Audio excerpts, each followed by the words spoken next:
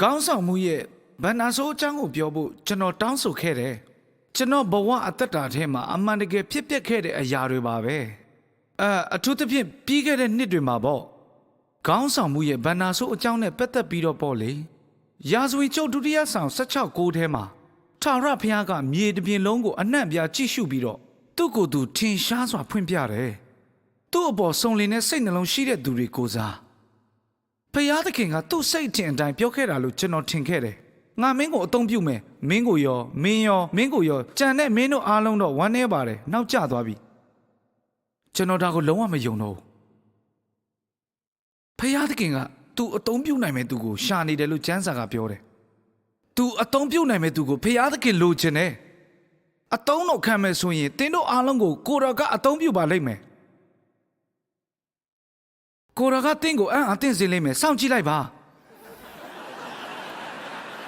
ခမများတို့သိတယ်မလားကျွန်တော်တခုပြောပြရစီဘဝခရီးနေစေသောရည်ရွယ်ချက်ဆိုတဲ့စာအုပ်ထဲမှာကနဦးခရိယန်တွေမပြောခဲ့တာမရှိပါဘူးလွန်ခဲ့တဲ့နှစ်ပေါင်း2000တုန်းကလေအဲ့ဒီထဲမှာအတွေးခေါ်အသစ်တခုတောင်မပါဘူးဒီစာအုပ်မှာဘာအသင့်ဆုံးလဲလို့လူတို့ချို့ကမေးတော့ရေးခွင့်ရတာဘာလို့ပြောလိုက်တယ်အဲ့ဒီထဲမှာအသစ်တခုမှမပါဘူးကျွန်တော်ကရိုးစင်းတဲ့လူတစ်ယောက်ပါ42ခုမြောက်ခရိုင်ရှိတဲ့အမေရိကန်နိုင်ငံတော်မှာဒုတိယပညာအတက်ဆုံးဖြစ်တဲ့မြို့မှာတင်းအုပ်ဆရာအလုပ်ကိုကျွန်တော်လုပ်နေပေမဲ့ရိုးရိုးလေးနေပါတယ်ဖះကလည်းကောင်းကြီးပို့ပေးပါတယ်ပညာတတ်ကြီးတွေကိုတင်ပြဖို့လာတာမဟုတ်ပါဘူးတိုးတွေကိုကျွေးမွေးဖို့ဒီမှာရှိတာပါဒါကြောင့်အိုင်စတိုင်းပြောဘူးတဲ့ခင်ဗျားအရန်တော်ပေမဲ့ပြောချင်တာကိုရိုးရိုးလေးမပြောတိုင်ခင်ဗျားရဲ့တော်တက်မှုကဘာမှမဟုတ်ဘူးတဲ့ဖះကသူသုံးလုံးရမယ့်လူကိုရှာနေတယ်ပိုရှင်းအောင်ပြောပြရစီအန်ဒီရဲ့အရှိဆုံးဆုတောင်းချက်ကကျွန်တော်ကို3ပါဆိုတဲ့စကားပါပဲတင်လဲအဲ့လိုတောင်းကြည့်ပါလားစိတ်နှလုံးကျွေးမဲ့နဲ့ကျွန်တော်ကို3ပါလို့ပေါ့ရိုးရှင်းတဲ့စကားလုံးနှလုံးပါပဲကျွန်တော်မှာဝန်ခံစရာနည်းနည်းရှိပါတယ်လွန်ခဲ့တဲ့တစ်လတုန်းကကျွန်တော်ဝင်ကကျင်တဲ့သတင်းစကားရဲ့အောက်လိုင်းကိုပို့ပေးလိုက်တယ်ဝီလိုကတာဝန်ရှိတဲ့သူတွေစီကိုပေါ့မောရှေရဲ့ခေါင်းဆောင်မှုပုံစံအကြောင်းကိုဟောပြောမယ်လို့ကျွန်တော်ပြောလိုက်တယ်ကျမ်းချက်ကတော့ထွက်မြောက်ရာအခန်းကြီး1နဲ့အခန်းကြီး14ဖြစ်လိမ့်မယ်ကျွန်တော်ရှောက်ပြောတာမဟုတ်ပါဘူးဘေးရဲ့တရားဟောချက်ကိုနားထောင်ပြီးမှယေရှုပြောတဲ့စကားရဲ့ဆိုလိုရင်းကိုကျွန်တော်သိလိုက်တယ်ငါရှေ့မှာသွားနေတဲ့သူတွေအားလုံးကတခုတည်းများတွေပဲ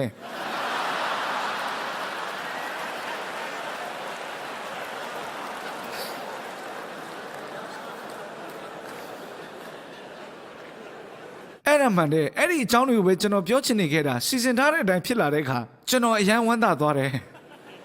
ဝိညာဉ်တော်ရဲ့အစီအစဉ်လို့ခံယူပါတယ်ဒီလိုတိုက်ဆိုင်မှုမျိုးကိုပေါ့ဘေးပြောခဲ့တာတွေကလည်းအယံအရေးကြီးတယ်လို့အခုကျွန်တော်ပြောမယ့်ဟာတွေကလည်းပဲအယံကိုအရေးကြီးနေပါတယ်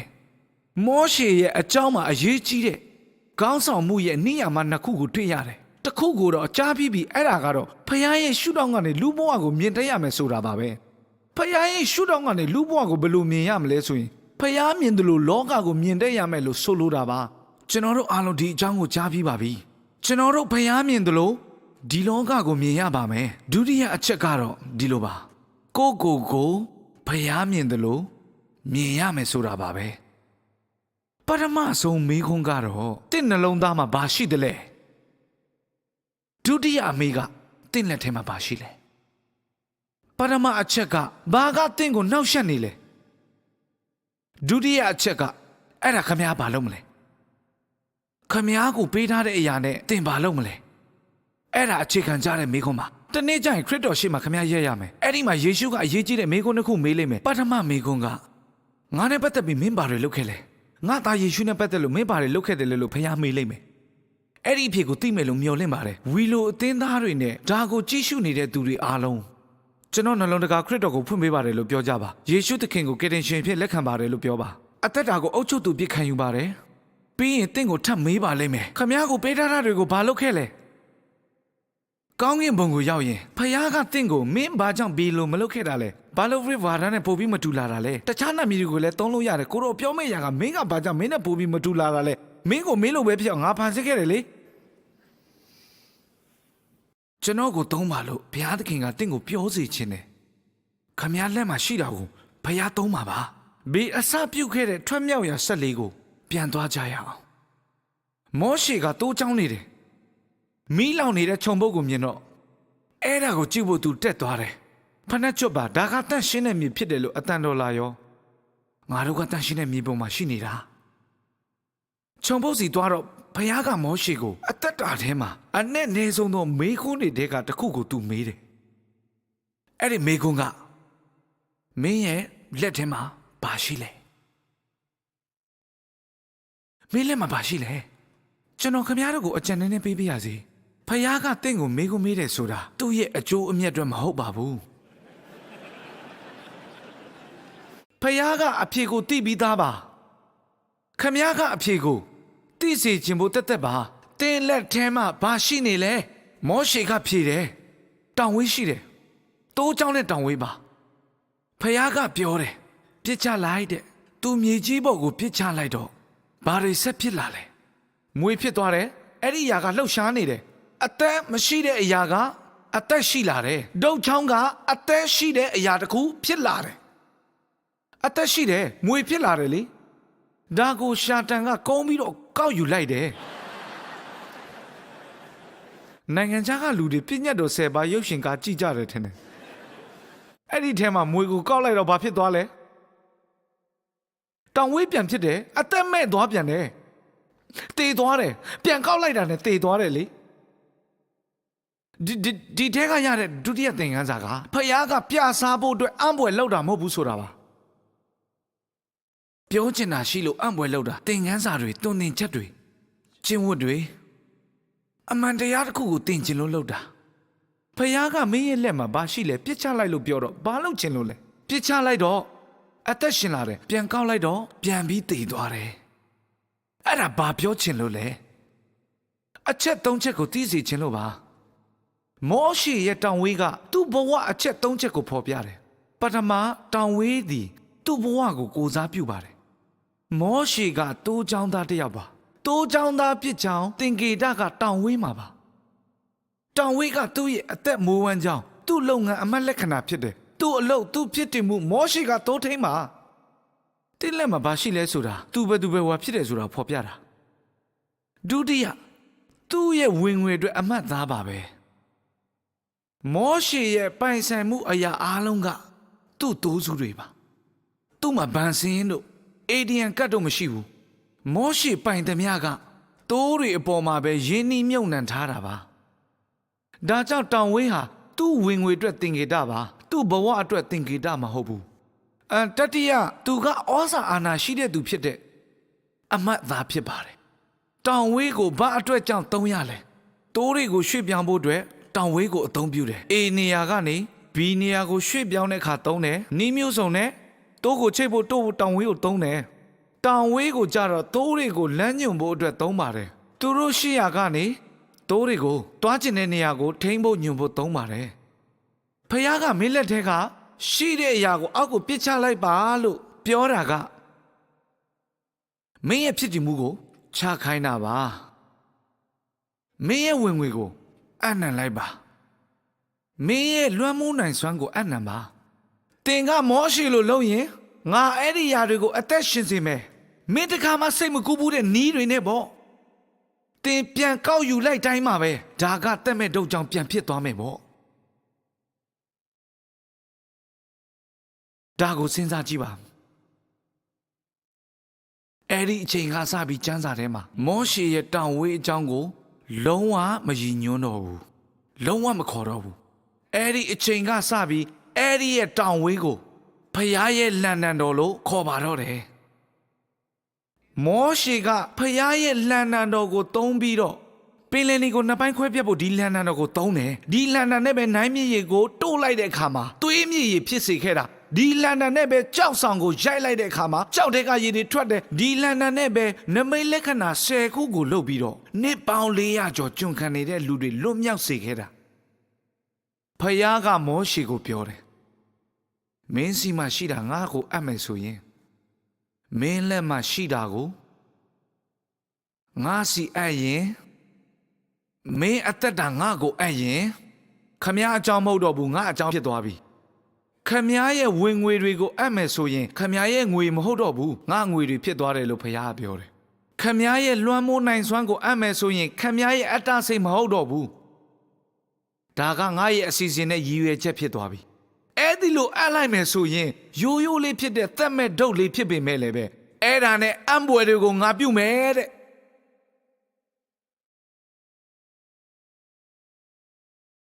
ပြီးခဲ့တဲ့ဆောင်းတွေက NBA မှာစကားပြောဖို့အဖိတ်ခံရတယ်ကျေပွေများသတင်းပတ်မှာပါတချို့ဘွဲ့တွေကရွေချက်ရှိတဲ့ရက်ပေါင်း40တင်တန်းလုပ်ပြီးပြီသူတို့နဲ့တွေ့ဖို့ကျွန်တော်သွားခဲ့တယ်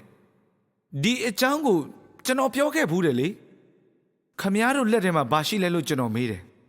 ဘတ်စကတ်ဘောတစ်လုံးပဲရှိတယ်တဲ့ဘတ်စကတ်ဘောတစ်လုံးပဲရှိတယ်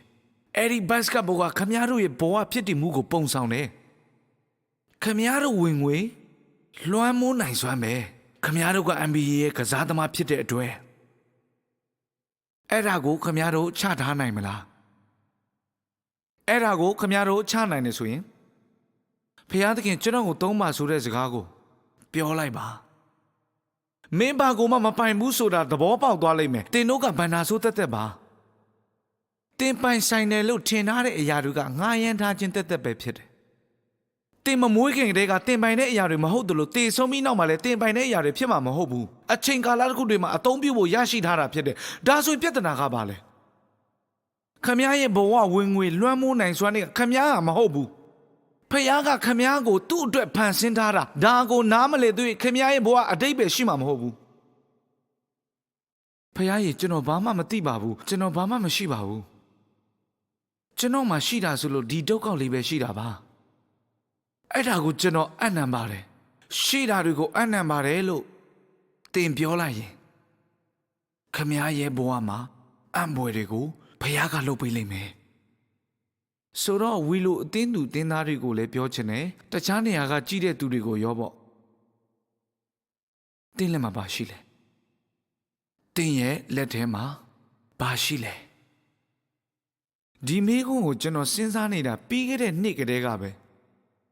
ဘဝခီးနေစီတော့ရွေချက်ဆိုတဲ့စာအုပ်ထွက်တဲ့အခါဒါနဲ့ဖះကဘာလုပ်ချင်လဲလို့ဘယ်သူမှစိတ်ကူးလို့မရခဲ့ဘူးရိုးသားစွာပြောမယ်ဆိုရင်၃နှစ်လုံးလုံးကပ္ပရောင်းအကောင်းဆုံးစာအုပ်တစ်အုပ်ဖြစ်ခဲ့တယ်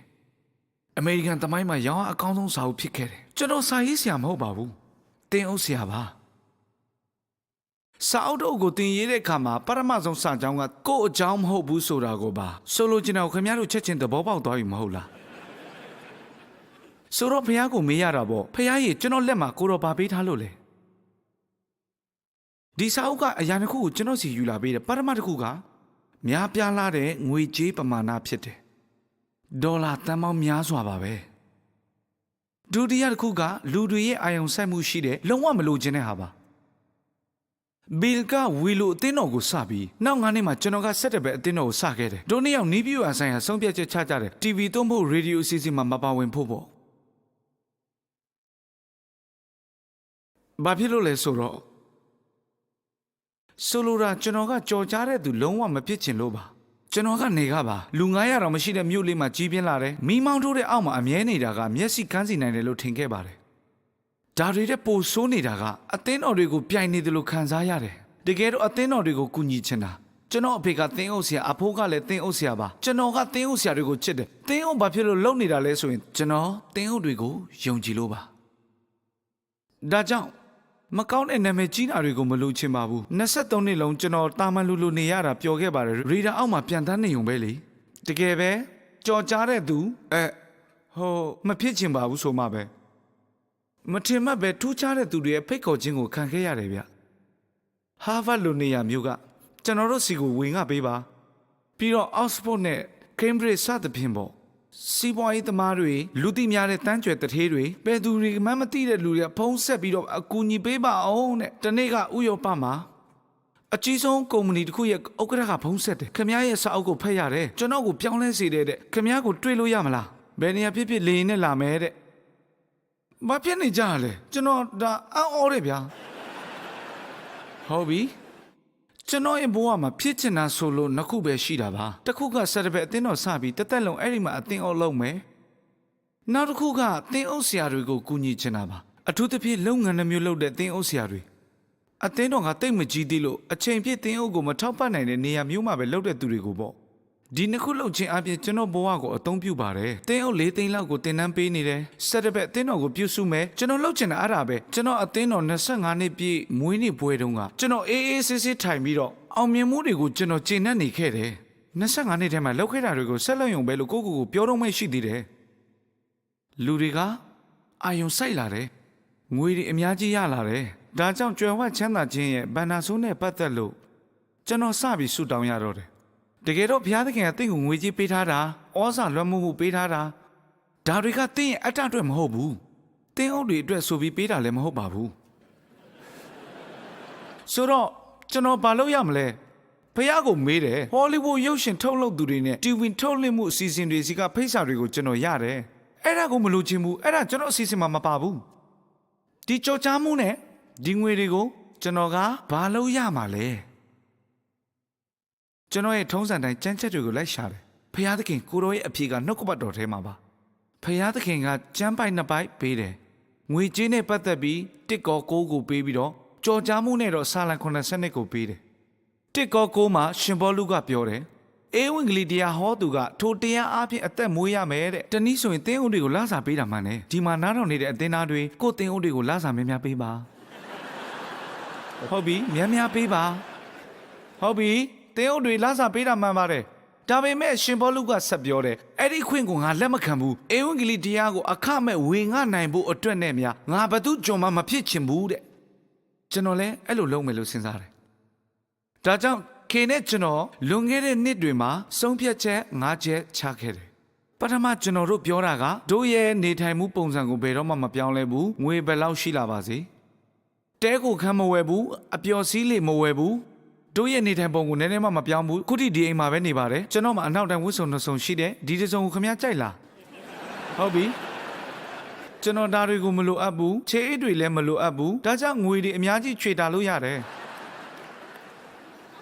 ်ဆုံးဖြတ်တဲ့အတိုင်းအသက်ရှင်မှုပုံစံကိုလုံးဝမပြောင်းခဲ့ကြဘူးဒုတိယအသင်းတော်ကပေးတဲ့လစာကို3နှစ်လောက်ကတည်းကလက်မခံတော့ဘူးတတိယအသင်းတော်က25နှစ်တာမှယူခဲ့တဲ့လစာတွေအားလုံးကိုကျွန်တော်ပေါင်းပြီးတော့မှအသင်းတော်ကိုပြန်ပေးဆက်လိုက်တယ်ဘာဖြစ်လို့အဲ့ဒါလိုလုပ်တယ်လဲဆိုရင်လစာရခြင်းလို့အမှုတော်ဆောင်တာလို့မမြင်စေချင်ဘူးပိုက်ဆံရခြင်းလုံးလို့တင်းအုပ်လုပ်တဲ့ဆရာကိုအခုထိမတွေ့ဘူးသေးဘူးမီဒီယာတွေကအဲ့လိုထင်ကြတယ်အထူးသဖြင့်အသင်းတော်ကြီးတွေကဆရာတွေငွေအများကြီးရခြင်းလို့လုပ်တယ်ပေါ့ငွေရခြင်းလို့တင်းအုပ်လုပ်တာမတွေ့ဘူးသေးဘူးဗျာတယောက်တလေတောင်မတွေ့ဘူးဗျာအဲ့ဒီဒဏ္ဍာရီစကားကိုကျွန်တော်ရက်နာစေခြင်းပြီဗျာဖယားသခင်ကကျွန်တော်ကိုစင်မြင့်ပေါ်ကိုတင်ထားတာသိပါတယ်မီးရောင်ကြီးတွေအောက်မှာရက်ခိုင်းတာလည်းသိတယ်ဒါကြောင့်ပြန်ဆက်လိုက်တဲ့သဘောပါဆုံးဖြတ်ချက်ချပြီးတပတ်အကြာမှာတော့ Times လား News Magazine မှာလားကျွန်တော်အကြောင်းပါလာတယ်ပထမဆုံးမေးခံရတာကလစာဘယ်လောက်ရလဲတဲ့25နှစ်လုံးလုံးလစာမယူပဲတင်းအုပ်လုပ်ခဲ့ပါတယ်လို့ကျွန်တော်ပြောလိုက်တယ်ဒီလူတွေကိုနိုင်ပြီဟိုးအဲ့ဒီလိုဖြစ်လိုက်တော့အယံပျော်သွားတယ်ခင်ဗျားတို့သိလားဟိုငွေကြောင့်တင်းအုပ်လုပ်တယ်ဆိုတဲ့အမြင်တွေအားလုံးဖျက်ပစ်နိုင်ပြီလို့ပေါ့စတုဒ္ဓလူမှုကူညီရေးအသင်း3သိန်းကိုတီထောင်ကြတယ်ဒီကယူနာလှုပ်ရှားမှုကိုကျွန်တော်မိမဦးဆောင်တယ် HIV နဲ့ AIDS ယောဂတွေကိုကူညီတာပါအသင်းတော်က AIDS ယောဂတားမြစ်အိမ်မှာမကူရင်ရှက်စရာပဲအဲ့ဒီယောဂက21ရာစုရဲ့အနုပဲယေရှုသာဒီနေ့ဒီမှာရှင် AIDS ယောဂတွေနဲ့ရှိနေမှာပဲအဲ့ဒီအကြောင်းပြောပြရစီ AIDS ယောဂဆိုတာအကြီးမားဆုံးသောကျန်းမာရေးပြဿနာကြီးဖြစ်ပါတယ်နေရာတကာမှာဖြစ်နေတဲ့ယောဂပါအသင်းတော်ကဒါကိုတားမကူဘူးဆိုရင်တော့နောက်နှစ်ပေါင်း100လောက်မှပြန်ကြည့်လိုက်မယ်ဆိုရင်ဟိုတုန်းကအသင်းတော်တွေကနှစ်ပေါင်း300ကျွန်စနစ်ကိုမတားပဲနေကြတယ်လို့ဒီလူတွေဘာစဉ်းစားနေကြတာလဲအဲ့ဒီယောဂဆိုတာဘာလို့ဒီတိုင်းကြည့်နေတာလဲစံစာဖတ်ရတဲ့ကျွန်စနစ်ကိုကျင့်သုံးရသလားလို့ဗျာတူညီတဲ့အရာတခုကျွန်တော်ပြောပြမယ်ကျွန်တော်တို့တွေလည်းစံစာဖတ်ရတဲ့ဘာကြောင့်ဂရုမစိုက်ကြတာလဲဒါကအကြီးမားဆုံးကူးစက်ယောဂဖြစ်တယ်အမေရိကမှာAIDSယောဂတဲ့ယောဂလူဖြူအချောက်ပုံလေတခြားနေရာမှာရှိတဲ့AIDSယောဂတဲ့ယောဂမျက်နှာမဲသို့မဟုတ်အသားညိုတဲ့အမျိုးသမီးပုံပါခင်ဗျားတို့သိလားအမျိုးသားတဲ့အမျိုးသမီးနဲ့ကလေးတွေမှာ AIDS ပိုအဖြစ်များတယ်ဒါကြောင့်ဂရုဏာလက်ခံကူညီအသင်းကိုစခဲ့တယ်ဒုတိယအသင်းကအသင်းတော်ကိုကူညီတာခေါင်းဆောင်တွေကိုလည်းစင်ဆက်မပြတ်မွေးထုတ်ဖို့ပေါ့တတိယကကမ္ဘာငြိမ်းချမ်းရေးရန်ပုံငွေအသင်းမှာအသင်းတော်တည်ထောင်ဖို့ခေါင်းဆောင်တွေနဲ့စင်းသားတွေကူညီဖို့ပါဖျားတဲ့သူတွေပြုစုဖို့မျိုးဆက်သစ်တွေကိုပညာသင်ဖို့တည်ထောင်တာပါကျွန်တော်ဇနီးနောက်ဆုံးလောက်တာတခုက10ဘိုးတဘိုးပေးနည်းကိုပြောင်းလိုက်တာပါလွန်ခဲ့တဲ့နှစ်30အိမ်တောင်ပြုတ်ကလေးက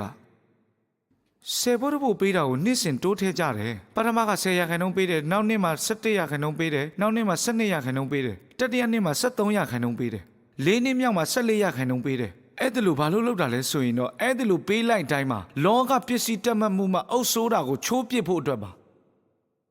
ရုပ်ပစ္စည်းတက်မှတ်မှုကိုကုသဖို့ဤကဒီပေးကမ်းခြင်းဤပါပဲယေရှုနဲ့တူချင်ရင်ရက်ရောစွာပေးကမ်းတာကိုလုပ်ရမယ်ဖခင်ကလူတွေကိုချစ်လွန်းလို့ပေးတယ်တဲ့ခရစ်တော်နဲ့တူချင်သလားရက်ရောပေးလေလေခရစ်တော်နဲ့ပို့ပြီးတူလေလေပေါ့အဲ့လိုပေးတိုင်းလူနှလုံးသားကပိုကြီးလာတယ်ရုပ်ပစ္စည်းတက်မှတ်မှုနဲ့ဖမ်းချုပ်တာကိုဖျက်ပစ်ခြင်းပဲကျွန်တော်အဲ့လိုပေးလိုက်တိုင်းမှာယေရှုနဲ့ပို့တူလာပါတယ်အနှစ်30အဲ့လိုပေးလာတဲ့ဤကိုပြန်ပြောင်းကြပါတယ်အခု90ကိုပေးပြီး10ရာခိုင်နှုန်းနဲ့ပဲနေကြပါတယ်ဘလောက်ပျော်စရာကောင်းတယ်လဲဆိုတာခင်ဗျားတို့ကိုပြောချင်တယ်ရက်ရောစွာပေးကမ်းဖို့တင့်ကိုစိန်ခေါ်ချင်တယ်ဘီလက်ဒီအကြောင်းပြောခဲ့တယ်လူတွေခင်ဗျားလှုပ်တယ်လို့လှုပ်လာကြလိမ့်မယ်ခေါင်းဆောင်တို့သူတို့ကတင်းနောက်ကိုလိုက်နေကြတယ်တင်ကပေးဆက်တဲ့အခါတင်းလူတွေကလည်းပေးဆက်လာကြမယ်ဘယ်သူကမှကျွန်တော်လောက်ပေးဆက်မှာမဟုတ်ဘူးဆိုတာသိချပါတယ်ဆက်တဲ့ဘက်အတင်းတော်အတွက်ပေါ့ငွေကြေးကင်တွေမှုကလွယ်ပါတယ်ကြွယ်ဝတာကိုထိမ့်သိမ့်တက်ဖို့ပါပဲပိုခက်တာကကိုလွမ်းမှုနိုင်စွမ်းကိုဘာလုပ်တယ်လဲဆိုတာပါဒီကြော်ကြားမှုနဲ့ငါဘာလုပ်မလဲဖုန်းနဲ့အီးမေးလ်နဲ့နေ့တိုင်းဆက်သွယ်ပြီးငါဘာလုပ်ရမလဲဖယားသခင်နဲ့ရောငါဘာလုပ်တင်တယ်လဲဖယားကိုမမေးပါဘူးကျမ်းစာကအဖြေရှာရပါတယ်ဖယားကဆာလံ92ကိုပြပါတယ်ဆာလံ92ကစိတ်ဝင်စားစရာကောင်းတယ်ဘာကြောင့်လဲဆိုတော့တကောအာနာကြီးမားဖို့အတွက်ရှောလမုန်ရဲ့ဆုတောင်းချက်ပါစပတ်တော့အတ္တဆန်တယ်လို့ထင်နေရတယ်ဗျပိုလွှမ်းမိုးနိုင်အောင်လို့ရှောလမုန်ကဆုတောင်းတာကိုသူဆုတောင်းတာကဖယားကြီးကျွန်တော်ကိုပို့ပြီးကြော်ကြားစေပါကျွန်တော်ရဲ့ကြော်ကြားမှုဂုဏ်သတင်းနိုင်ငံတကာပြန့်နှံ့ပါစေကျွန်တော်ကိုကောင်းကြီးပေးပါကျွန်တော်ကိုတကိုးလဲပေးပါကျွန်တော်ကိုပို့ပြီးတော့လွှမ်းမိုးနိုင်မဲ့ဩဇာအာဏာကိုပေးပါတဲ့ဒါကအတ္တမဆန်လုံးဘူးလားကြည့်သူကကဘာတစ်ခုလုံးမှာအချမ်းသာဆုံးပုဂ္ဂိုလ်တစ်ယောက်ဖြစ်ပြီးနေပါပြီသူကကဘာမှာပညာအရှိဆုံးလူနော်ဣသီလလူမျိုးရဲ့ခေါင်းဆောင်ပါနှစ်နိုင်ငံပြန်လဲပေါင်းစည်းပြီးညီညွတ်မှုအပြည့်ရှိနေတဲ့အချိန်ပေါ့ဒါတောင်သူကပူရကျင်သေးတာဆာလံအခန်းတစ်ခုလုံးကိုမဖတ်ရင်အဲ့ဒီလိုထင်နေရပါတယ်အဲ့ဒီဆာလံကျမ်းမှာရှောလမုန်မင်းကပြောပါတယ်ဒါမှသာဘယင်ကအကွယ်ကာမဲ့သူတွေကိုကာကွယ်နိုင်မှာဖြစ်တယ်မုတ်ဆိုးမနဲ့မိဘမဲ့တွေကိုစောင့်ရှောက်နိုင်မှာစင်းရဲသားတွေအတွက်ပြောပေးနိုင်မှာအချင်းကြတဲ့သူတွေကိုနားထောင်ပေးနိုင်မှာလူမျိုးခြားတွေကိုကူညီနိုင်မှာတဲ့သူကအပေခံလူဒန်းစားတွေအတွက်ပြောနေတာဆိုတော့ဖခင်ကအဲ့ဒီဆာလံနဲ့ကျွန်တော်ကိုစကားဆပြောတယ်လွှမ်းမိုးမှုရဲ့ရည်ရွယ်ချက်ကမရှိစင်းရဲတဲ့သူတွေအတွက်ရက်တီပြောကူဖို့ပါတဲ့လွှမ်းမိုးမှုရဲ့ရည်ရွယ်ချက်ကပြောဆိုပေးဖို့ဖြစ်တယ်စင်းရဲသူတွေအတွက်ပြောကူဖို့ပါအဲ့ဒီတော့အတွေးပြောင်းရတော့တာပေါ့ဖယားကြီးဝမ်းနေပါတယ်လို့ကျွန်တော်ပြောခဲ့ရပါတယ်ဒါဘလို့ဖြစ်ခဲ့ရတာလဲပေါ့စင်းရဲသားတွေကိုကူဖို့ချမ်းချက်နှစ်ထောင်ကိုဘာလို့မေ့ထားတာလဲအေးဝင်ကလေးတော့လှုပ်ပြီးဒါကိုဘာဖြစ်လို့မလုပ်ရတာလဲမုတ်ဆိုးမနဲ့မိဘမဲ့တွေကိုဂယုမဆိုင်ခဲ့တာကိုတောင်းပန်ပါတယ်သူတို့ကိုတခါမှတော့မစင်စားမိခဲ့ဘူးလက်မကိုချိုးလိုက်နေပြီးဘာမှမလုပ်တာမျိုးအခုမရှိတော့ဘူးကျွန်တော်အသင်းတော်ဟာကျွန်တော်တို့နှစ်ဦးကနေလူ8200အထိကြီးလာပါတယ်ထားမြောက်ပွဲလုပ်တော့လူပေါင်း4000ခွဲအတွက်ဝိပုချိန်12ခါတော့လုပ်ပေးရတယ်လူပေါင်း4462ဦးကယေရှုထံဆက်ကပ်အံ့နံကြတယ်ဆက်တစ်ပတ်အသင်းတော်က10နှစ်ထဲမှာလူသစ်15000ကိုယဉ်နေချင်းမင်္ဂလာပေးခဲ့တယ်ကျွန်တော်ကစားနေခဲ့တာမဟုတ်ပါဘူးဖခင်ကပြောတယ်ငါဂယုစိုက်တဲ့သူတွေကိုမင်းဂယုမစိုက်ခဲ့ဘူးဝမ်းနေပါတယ်အခုကကျွန်တော်ရဲ့ကျွယ်ဝခြင်းနဲ့ကျွန်တော်ရဲ့လွှမ်းမိုးနိုင်စွမ်းတွေကိုမရှိစင်းရဲသူတွေအတွက်တုံးပါမယ်လို့ဆက်ကပ်ခဲ့ပါတယ်တကယ်တော့အချက်3ချက်ကကျွန်တော်အမှုဆောင်ခြင်းကိုပြောင်းစေခဲ့ပါတယ်ဘန်နာဆိုးနဲ့ပတ်သက်လို့ကျွန်တော်စပြီးစဉ်းစားကြည့်တဲ့အခါမှာကျွယ်ဝချမ်းသာခြင်းနဲ့လွှမ်းမိုးမှုအပိုင်းကိုပေါ့တိလက်ထဲမှာပါရှိလေပထမတော့ဖျားပေးတဲ့ကောင်းကြီးပါလူတွေကအစင်မပြေနောင်တရတတ်ကြတယ်ကျမ်းစာမှာတော့ဖျားရဲ့ကောင်းမြတ်ခြင်းကလူတွေကိုနောင်တရစေတယ်တဲ့ကျွန်တော်စာအုပ်ကိုဖျားကောင်းကြီးပေးလို့အုပ်ရည်တန်ပေါင်း30ကျော်ကိုရောင်းခဲ့ရတယ်ဒါကဘလို့ဖြစ်တာလဲလို့စဉ်းစားတယ်တင်သိလားကျွန်တော်ကြောင့်တော့မဖြစ်နိုင်ဘူးဖျားကဘာလုပ်နေတာလဲလို့မေးရတယ်ဖခင်ရဲ့ကောင်းမြတ်ခြင်းကြောင့်ဆိုတော့နောင်တရရပါတယ်ဒုတိယတစ်ခုကစာအုပ်ထွက်လာတဲ့အချိန်မှာပါအဲ့ဒီအပတ်အဲ့ဒီနှစ်မှာကျွန်တော်ဇနီးကင်ဆာရှိလာတယ်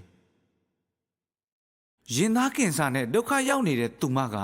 Time သို့မဟုတ်News Magazine စာအုပ်တုပ်ကိုကောက်ဖတ်လိုက်တော့လူ14တန်းဟာ AIDS ရောဂါကြောင့်မိဘမဲ့တွေဖြစ်ကြတယ်တဲ့သူကမဂဇင်းကိုပြစ်ချလိုက်ပြီးတော့လူ14တန်းကမိဘမဲ့ဖြစ်တာတခြားကြောင့်မဟုတ်ဘဲနဲ့ AIDS ရောဂါကြောင့်ဆိုတာစဉ်းစားလို့မရဘူးတဲ့မိဘမဲ့ကလေးတယောက်တော့မတွေ့ဘူးပါလားလို့သူပြောတယ်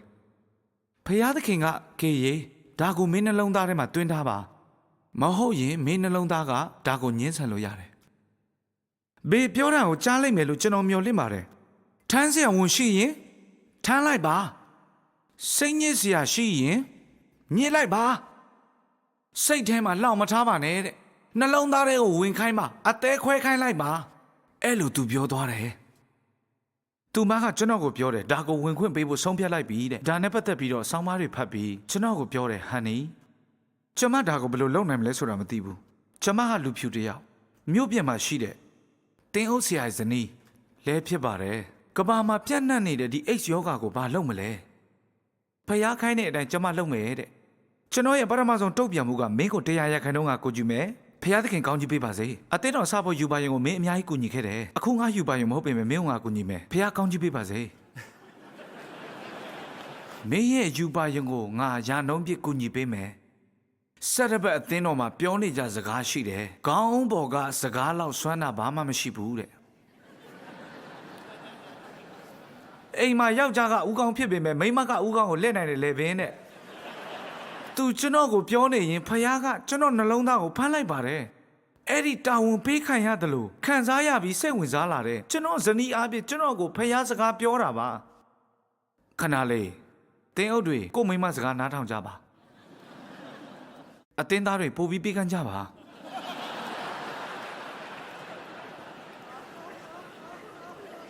ဒါကြောင့်ကျွန်တော်ရဲ့အသက်တာထဲမှာဖယားသခင်ရဲ့ကောင်းမြတ်ခြင်းကိုခံစားလာရတယ်။နောက်ပြီးကျွန်တော်ဇနီးရဲ့အသွင်ပြောင်းလဲပုံကိုကြည့်ပြီးကျွန်တော်စစဉ်းစားဖို့ဖြစ်လာတယ်။ကဘာမှာတခြားပြောင်းလဲစရာတွေရှိသလားပေါ့။ကဘာရဲ့ပြဿနာတွေကဘာတွေလဲ။ပြဿနာကဘာတွေလဲ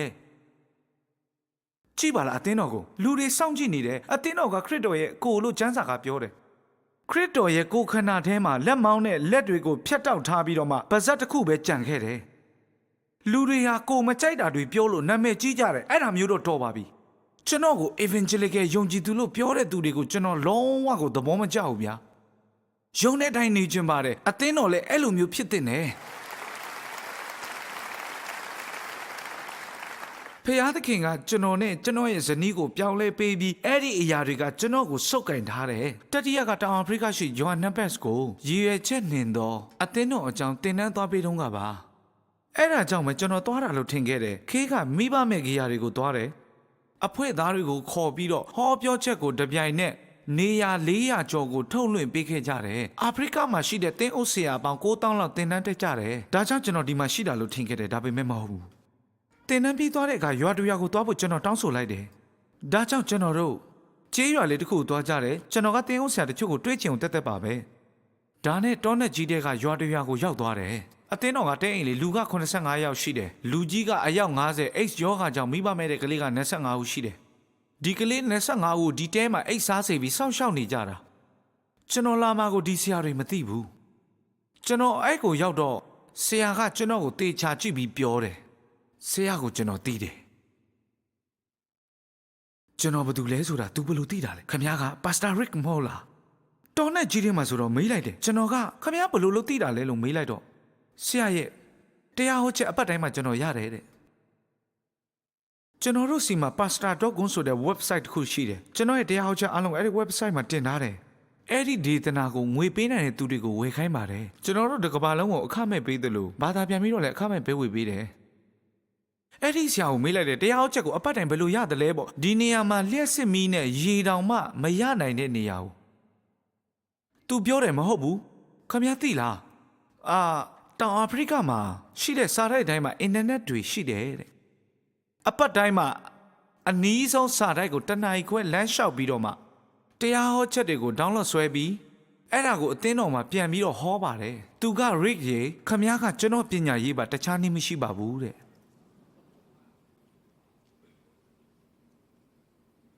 ကျွန်တော်မျက်ရည်ကျခဲ့တယ်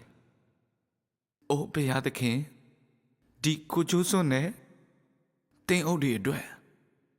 ကျွန်တော်ဆက်ကပ်ပါတယ်လို့ဆုတောင်းခဲ့တယ်ထင်ရှားခြင်းနဲ့ထူးခြားခြင်းကိုရှင်းအောင်နားလည်ထားရမယ်အဲ့နှစ်ခုကမတူဘူး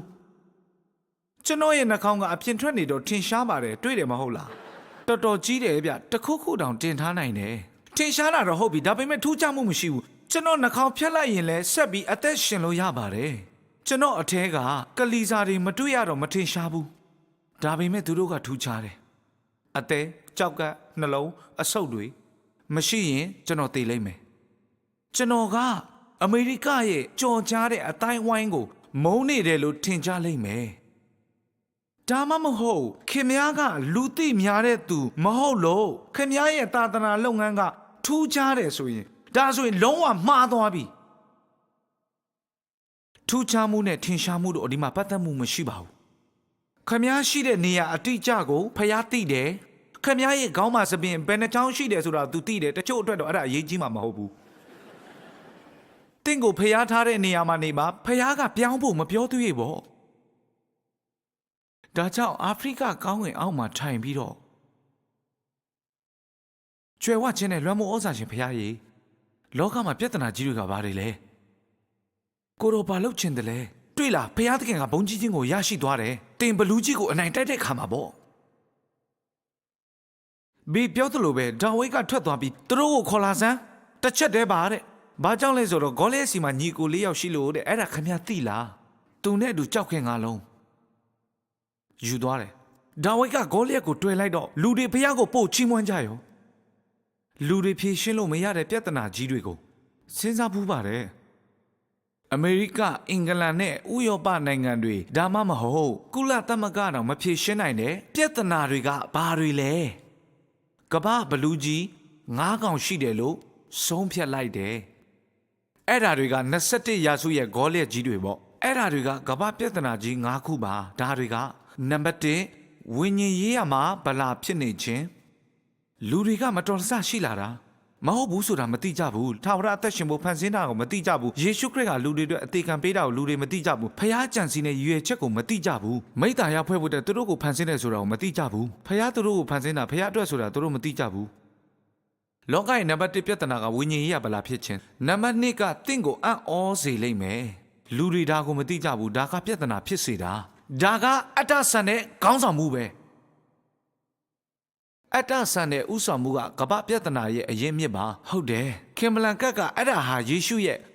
ဥဆောင်မှုမျိုးမဟုတ်ဘူးလို့ပြောတယ်ပြီးတော့ကိုကျိုးအတွက်ခေါင်းဆောင်ခြင်းမျိုးသာဖြစ်တယ်ကိုကျိုးဆွတဲ့ခေါင်းဆောင်မှုမဟုတ်ဘူးကိုဘိုးကပေးလို့တဲ့ဥဆောင်မှုမဟုတ်ဘူးတိုးထိန်ခေါင်းဆိုတာတိုးတွေအတွက်အသက်ကိုပေးတာခေါင်းဆောင်များစုကနောက်လိုက်တွေကသူတို့အတွက်ရှိတယ်လို့ထင်ကြတယ်နောက်လိုက်တွေအတွက်လို့တော့မမြင်ကြဘူးလောကကြီးမှာစတန်ဟူစိန်လို့လူတွေအများကြီးရှိတယ်နိုင်ငံတိုင်းမှာစီးပွားရေးနယ်ပယ်တိုင်းမှာရှိတယ်အသင်းတော်တိုင်းနဲ့အားလုံးသောအဖွဲ့အစည်းတိုင်းမှာရှိပါတယ်တိလားအဲ့ဒါကိုရေးမိကြလားလူတစ်ယောက်ကိုအဲ့ဒီအခွင့်အရေးနည်းနည်းလေးသွားမပေးလိုက်ပါနဲ့အဲ့ဒီအခွင့်အရေးရတာနဲ့စတာလင်လိုလူဖြစ်ကုန်ရောလူအများစုကလွှမ်းမိုးမှုကိုကင်တွယ်နိုင်တဲ့ရင်းချက်မှုမရှိကြဘူးဝိညာဉ်ရေးမှာရင်းချက်ခြင်းမရှိဘူးစာရိတ္တခံယူချက်နဲ့အာဏာကိုစောင့်ရှောက်နိုင်တဲ့အသည့်မရှိကြဘူးခေါင်းဆောင်ဖြစ်တာနဲ့သူတို့ရဲ့နောက်ပိုင်းကပြန်ရွေးခံရဖို့ပဲဒီလိုမဟုတ်ဘူးတိုးထိန်ခေါင်းဆိုတာတိုးတွေအတွက်အသက်စတေးရဲတယ်ကိုကျိုးစွန်းတဲ့ခေါင်းဆောင်မှုမျိုးလိုချင်တာပါကိုကျိုးတဲ့ဥဆောင်တာမျိုးမဟုတ်ပဲယေရှုရဲ့ဥဆောင်တာမျိုးလိုချင်တာပါကမ္ဘာမှာတတိယပြဿနာကဆင်းရဲခြင်းပါကမ္ဘာလူကြီးတဝက်ကတစ်နှစ်$2တောင်မရကြဘူးတရက်ကိုဝင်ငွေ68ဆင့်ပဲရတဲ့နိုင်ငံကိုရောက်ခဲ့တယ်ဒါမျိုးတင်းတော်ကဘလို့နဲ့ကမ္ဘာကိုအင်္ဂလိပ်ပြအောင်လုပ်နိုင်မှာလဲသူတို့ရွာပြင်အောင်ထွက်မှာမဟုတ်ဘူးဆင်းရဲခြင်းစတုတ္ထပြဿနာကြီးကယောဂပါကျွန်တော်စဉ်းစားလို့မရနိုင်တာကလူတွေတန်းနဲ့ချီပြီးယောဂနဲ့သေနေတာယောဂရကြတာပါအဲ့ဒီယောဂတွေကိုကြိုတင်ကာကွယ်ဖို့ပဲလုပ်နိုင်သေးတယ်အဲ့ဒါ19နဲ့20ရာစုမှာတော့အခု21ရာစုတောင်ရှိနေပြီအိုးဖေရားကြီးဒီယောဂတွေတော်ပြီပပျောက်စေရမယ်လို့ပြောတဲ့ခေါင်းဆောင်တွေမရှိဘူးလားအဲ့ဒီယောဂတွေအမြင့်မကျန်အောင်နောက်ရာစုတိမရှိအောင်ဆိုတဲ့ခေါင်းဆောင်တွေမရှိတော့ဘူးလားငှက်ဖျားကိုကုနိုင်ပြီးကုနီကိုလည်းသိပြီးအတဝပိုလီယိုဝက်သက်နဲ့ပချက်ရောင်ယောဂကုနီတွေလည်းသိပါပြီရေကနေကူးဆက်တဲ့မျက်စိနာယောဂတွေပပျောက်အောင်လုပ်ဖို့တတ်တိမရှိကြဘူးလားကဘာမှာပြင်စမပြဘလူးကြီးကစာမတက်ခြင်းပါပညာရေးချွတ်တဲ့ပြဿနာကြီးပါကဘာလူဦးရေတဝက်ဟာစာမတက်ကြဘူးကဘာလူဦးရေတဝက်နော် အသင်းတော်တွေကအေးဝင်ဂလိတရားကိုဘယ်လိုပြောပြနိုင်မှာလဲဒီပြဿနာတွေကိုအသင်းတော်တွေမဖြေရှင်းလို့မရတဲ့ပြဿနာတွေပါဒီပြဿနာတွေကကြီးလွန်းတော့ကမ္ဘာအစိုးရဌာနတွေစီးပွားရေးအဖွဲ့တွေမဖြေရှင်းနိုင်ကြဘူးဖြေရှင်းနိုင်တာအသင်းတစ်သင်းပဲရှိတယ်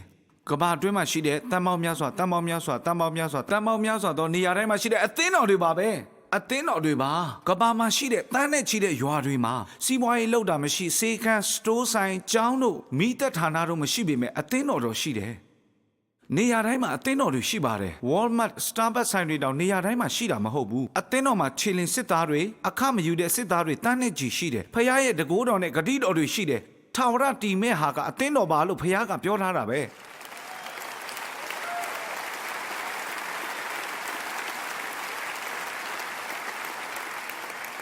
ဆိုတော့အသင်းတော်ကအသင်းတော်လို့ဖြစ်ရတော့မယ်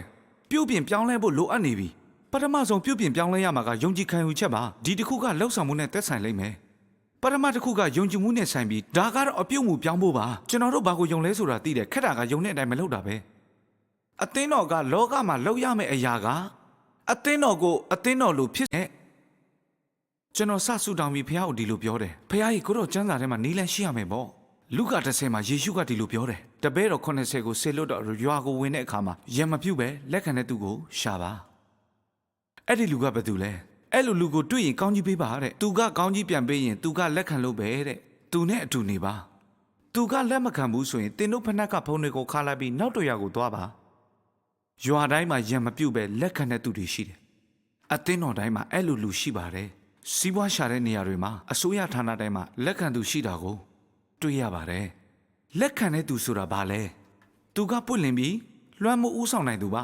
အဲ့ဒါလက်ခံသူပါအတုံးခံဖို့နဲ့လွှမ်းမိုးဥဆောင်ဖို့စိတ်ရှိသူပါအဲ့ဒီလူကအမျိုးသမီးလည်းဖြစ်နေနိုင်တယ်အဲ့ဒီလူကရွာမှာနေတဲ့အသက်ကြီးတဲ့ဖွားဖွားလည်းဖြစ်နေနိုင်တယ်အဲ့ဒီလူကခရစ်ယာန်ဘာသာမဟုတ်တဲ့သူတွေကလည်းဖြစ်နိုင်ပါတယ်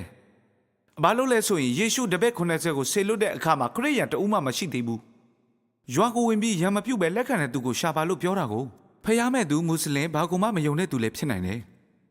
ဒါပေမဲ့ရံမမှုပဲသူများကိုဥဆောင်နိုင်တယ်အဲ့ဒီလူမျိုးကိုတွေ့ရင်ဘာဆက်လုပ်မလဲလွန်ခဲ့တဲ့2 နှစ်လောက်ကစပြီးတော့ကမ္ဘာ49နိုင်ငံမှာလူပေါင်း4500နဲ့ Peace ဆိုတဲ့အစီအစဉ်ကိုစမ်းသပ်ခဲ့ကြပါတယ်အသင်းတော်တိုင်းလုပ်နိုင်တဲ့အစီအစဉ်ပါခါတိုင်းလိုပဲအဲ့ဒါဘာလဲဆိုတာကိုပြောပြပါမယ် Peace PEAC ဆိုတာအသင်းတော်တီးပါခေါင်းဆောင်တွေပြိုးထောင်ပါစင်းရဲသားတွေကိုကူပါဖျားနာသူကိုစောင့်ရှောက်ပါမျိုးဆက်သစ်တွေကိုပညာပေးတဲ့အစီအစဉ်ပါ